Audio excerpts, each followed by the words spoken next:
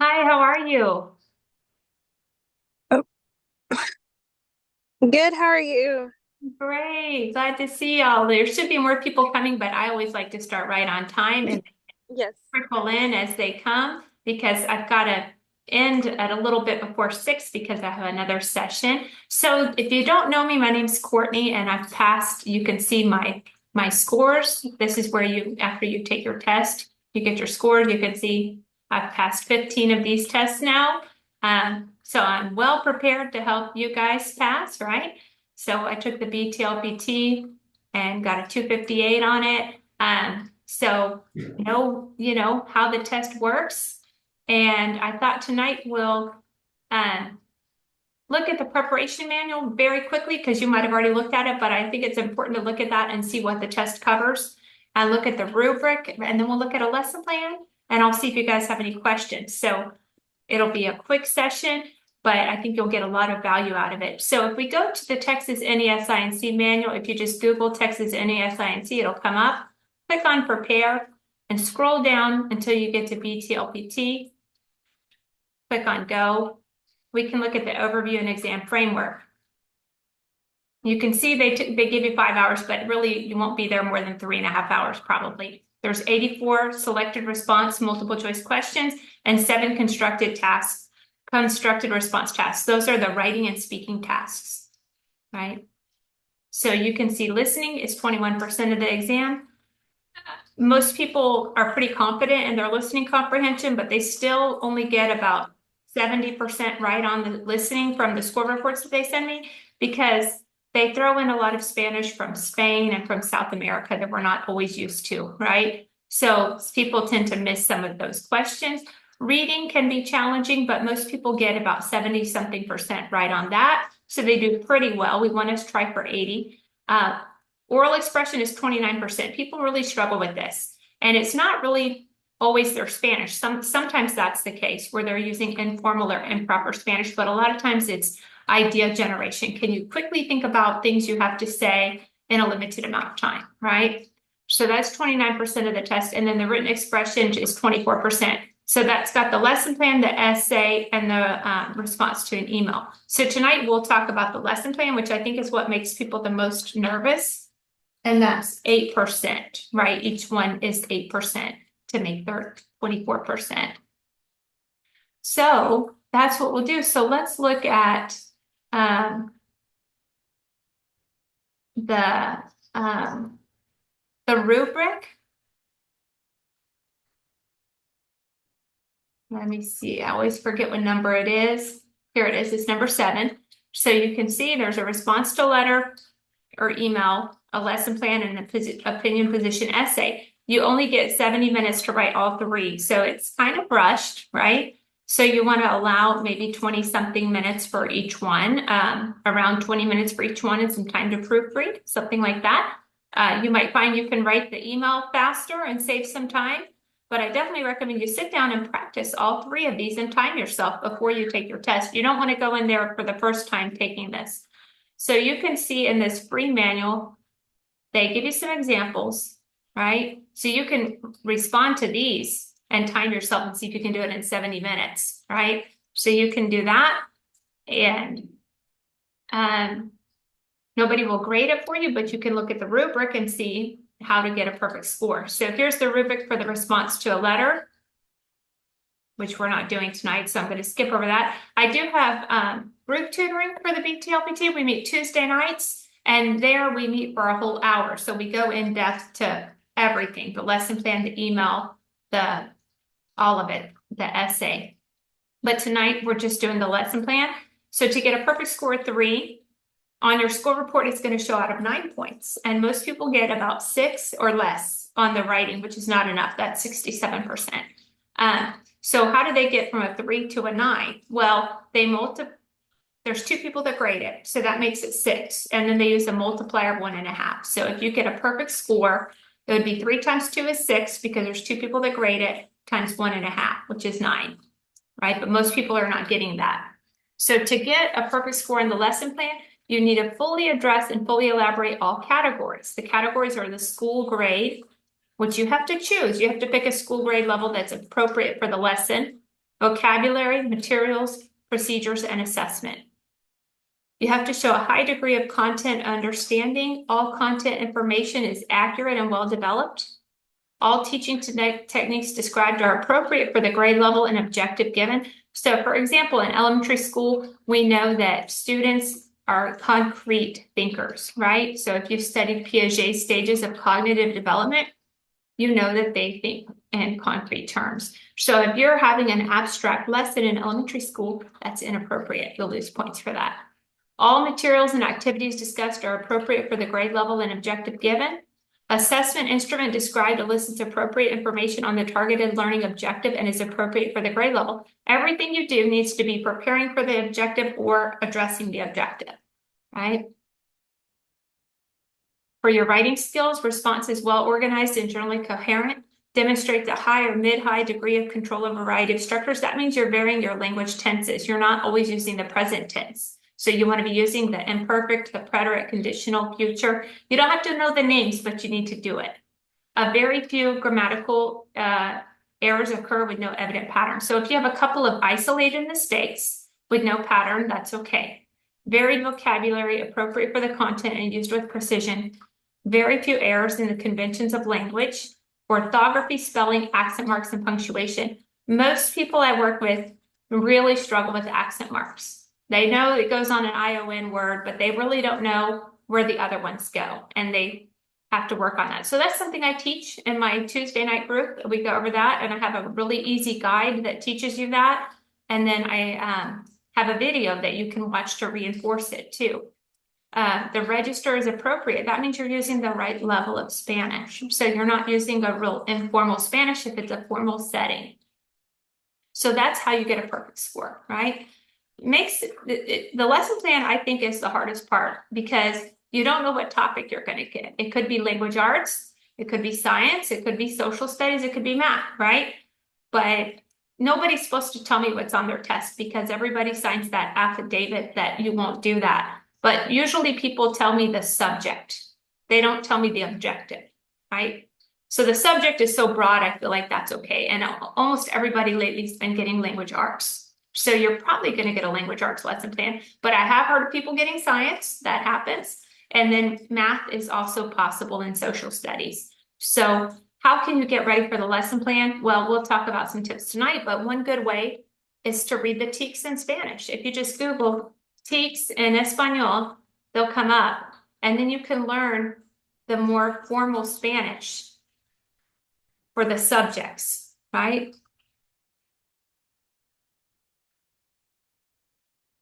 So you can click on this, and then by subject area, you can read them and get familiar with the terminology in the different subjects, right? Which you might not be familiar with. So real quick, let's take a quick break. I'm going to show you some testimonials I have. Let me make this bigger. This is an email from Alyssa. She passed and said that she called me the day before her test for some last minute tips and said that helped her a lot. She passed her test and now she's going on to the bilingual supplemental. So that's one of my testimonials. So now let's look at this. They tell you the subject, language arts, artes del lenguaje y lectura. They give you the theme, the topic, los rasgos de no ficción. They give you the objective. Objetivo. Después de la lección, los estudiantes identificarán los rasgos de textos informativos.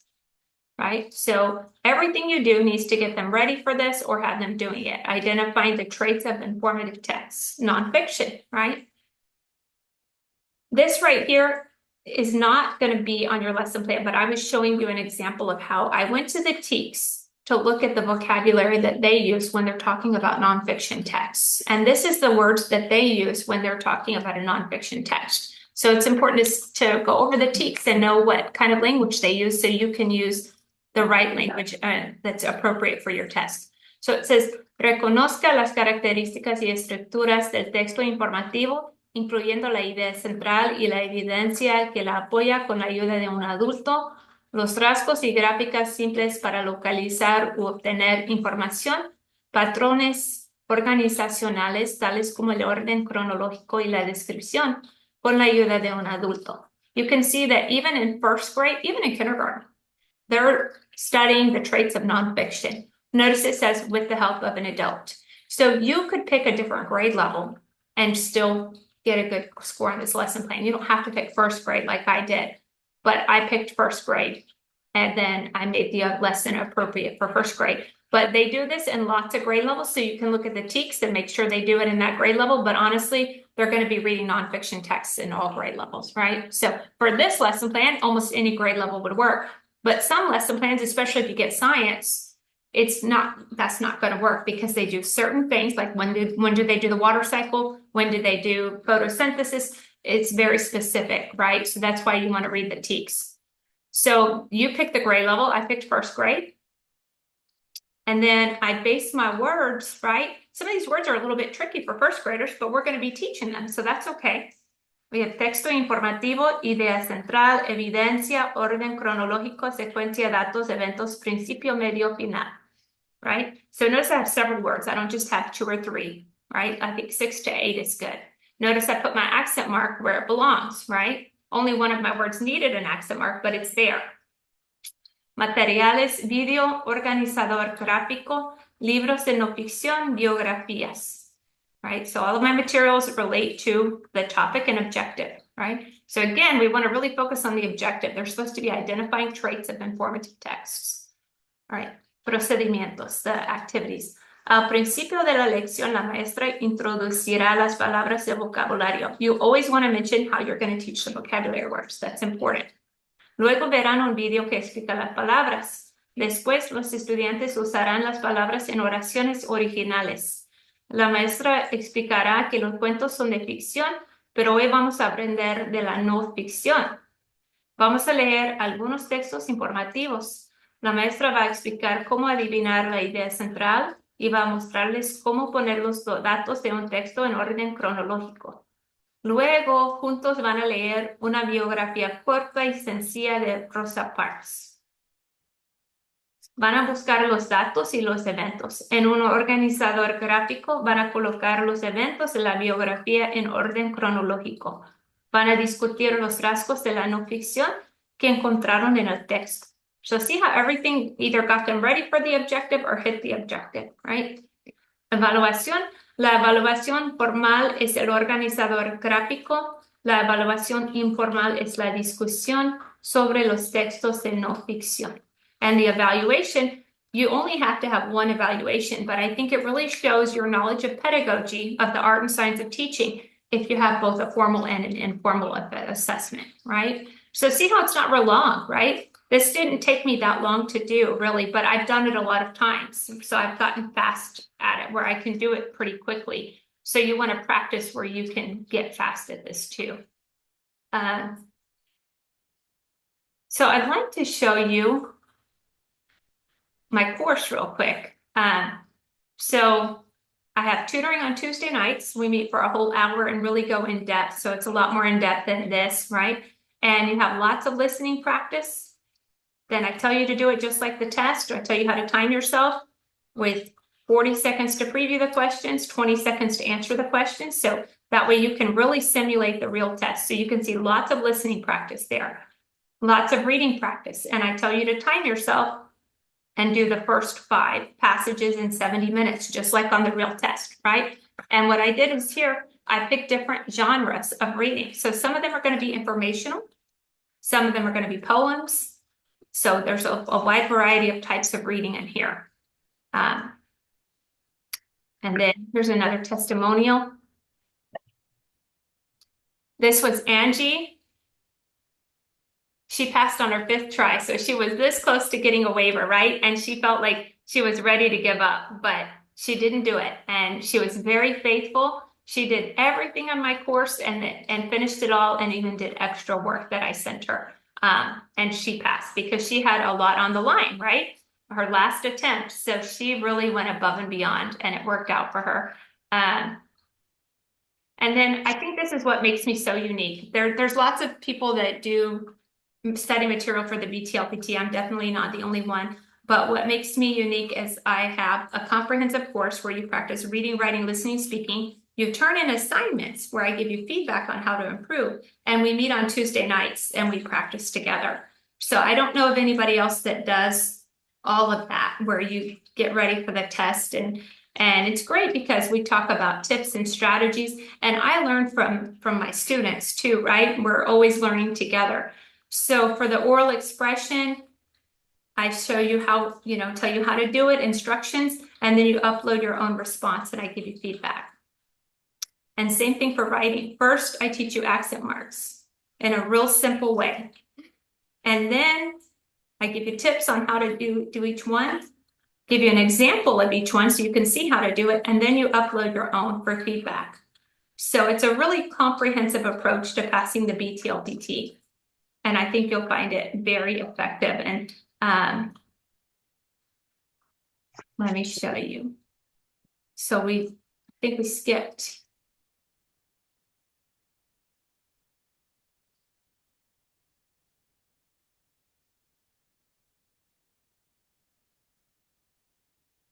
We did that testimonial. I must have skipped a different one. I wanted to show you one more testimonial I had.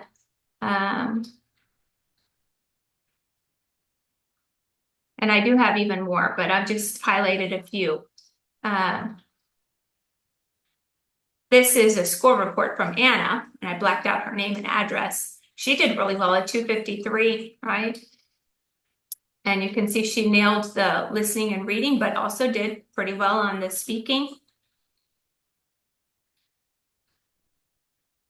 And the writing, she still struggled with a little bit, but not so much that it caused her to fail. She still passed with a good score. She didn't just squeak by.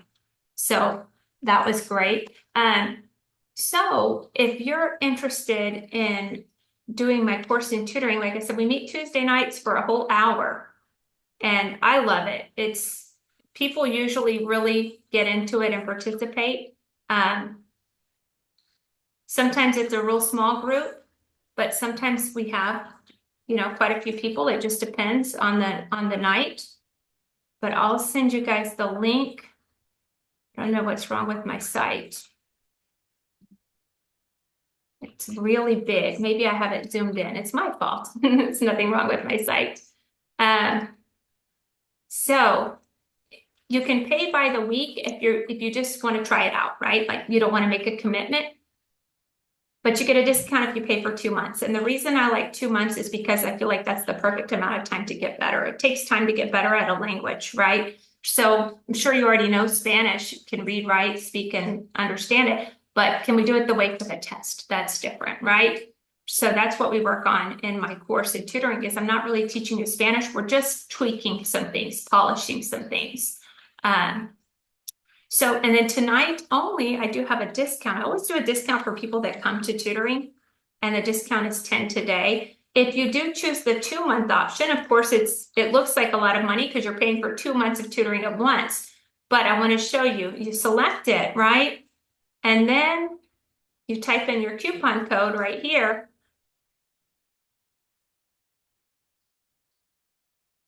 Okay. And then if you select over here, affirm, it'll break it down into monthly payments for you, right? So you can break it down into 20-something dollars a month to make it very affordable. So almost anybody can make this work with their budget if you choose the payment plan. And I've noticed people are most successful when they do 2 months, not only because that gives them enough time, right? If you just do 2 weeks, that's probably not enough, right? So if you do 2 months, that gives you enough time to really get better at your writing and speaking especially, but also when you have a deadline, you pay for 2 months and you're going to get it all done in 2 months. Sometimes when people pay by the week, they stay for a long time and they kind of drag their feet and don't get stuff done, right? So some people stay longer than they should really because they're procrastinating because they're paying weekly. But when you prepay for 2 months, you kind of feel the pressure to get it done. And I've noticed that's how people are most successful. So that's what I really recommend. But I do leave the weekly option open because some people contact me only 4 weeks before they take their test. And 4 weeks for some people can be enough if they work really hard.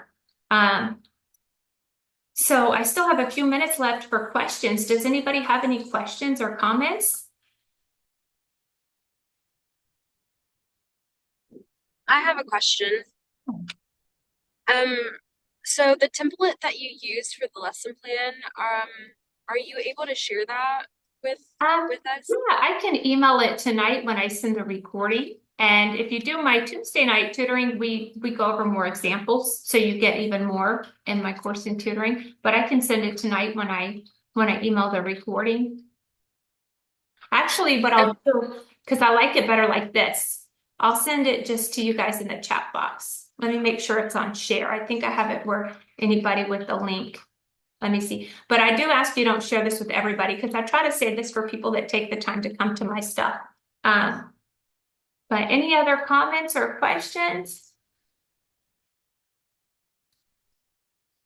Thank you for sharing that. Oh, sure. Well, thank you guys for coming. I love helping people pass the BTLPT. And I feel like bilingual teachers, you guys have to jump through so many hoops to get certified. You have to pass 5 tests. Nobody takes more tests than you guys, right? So you're dedicated, and I love helping people pass this test and get one step closer to their certification. If you need help with the bilingual supplemental, STR, 4 subjects, PPR, I do have courses for all of that. And you can call me, text me, or email me, and I'll give you the link. Or you can just look on my website. But there's a lot of pages because I have so many courses, it might be a little bit hard to find it. So if you're on the fence or you have questions, maybe you don't want to talk about your questions in front of other people, you can call or text me, and I'd be happy to talk to you. But I'm excited for y'all. So thank you so much. Is there anything else I can do for y'all? No? All right. Well, I hope to see some of y'all in my Tuesday night group. And if you would also share the word, if anybody who needs my help, you can give them my number. But thanks again, and I hope y'all have a great night. Thank you, you too. Thank you. Thank you. Thanks. Bye.